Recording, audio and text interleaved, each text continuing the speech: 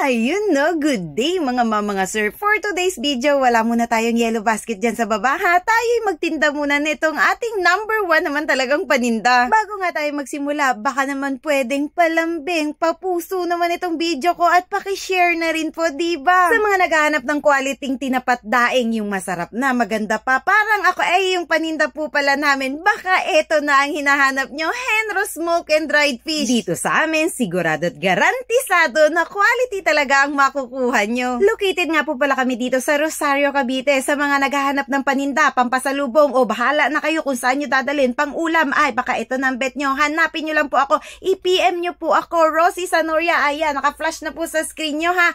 Ako po hanapin nyo, i-PM nyo lang po ako. Wag na po kayong tumawag sa akin. Please, paki-PM na lang po ako. I-direct message nyo ako. Re-replyan ko naman po kayo agad-agad. Basta may time tayo, nag-aalaga kasi ako ng bata. Maawa naman po kayo. Basta magre-reply po agad ako sa abot ng aking makakaya. Ay, Charis, tingnan nyo naman po yung quality ng tinapa natin. Ay, talaga naman, itsura pa lang mapapalunok. Laway ka naman talaga. Siyempre, sa paggawa natin ng tinapa, hindi maiiwasan talaga na magkaroon ng reject. Pero don't you worry, hindi namin yun ibibigay sa inyo dahil ang mga reject namin dito ay ginagawang flakes. Kaya ang makukuha nyo lang po sa amin talaga yung mga quality.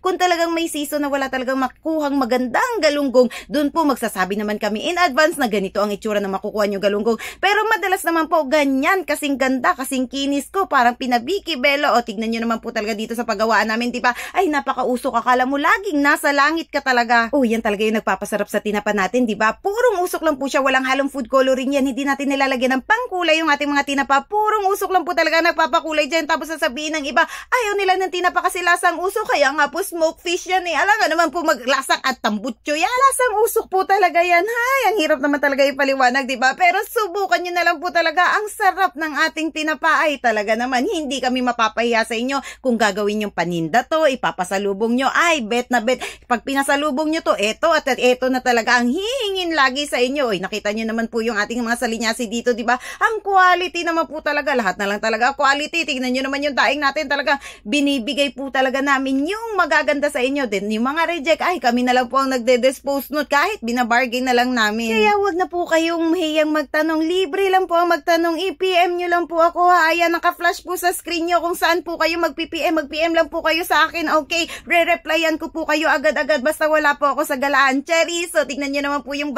mga bangus natin. Bangus po natin ha. Tinapa lang po. Wala po tayong daing na bangus at lahat po ng bangus natin dito ay boneless. Yes! Nakita nyo naman po. Napakaganda naman talaga ng ating mga boneless tinapang bangus. Napaka-quality naman po talaga niya. Ang 1 kilo po niyan more or less nasa 3 pieces po. Malalaki po ang mga bangus natin dito. Hindi po maliliit. Ay, kasing pretty ko naman po talaga yan. O, ano pang inaantay nyo? I-PM nyo na po agad ako. Pag-usapan natin yan. Magtinda na kayo. Ay siya, magtinda na tayo. Hindi kayo mapapahiya dito sa paninda namin. Talagang legit na legit naman talaga ang quality niyan. Ay, pa-legit check nyo pa po ako. Asa naghahanap ng purong tinapa flakes, dito nyo yan mabibili. Walang halong asin yan ha.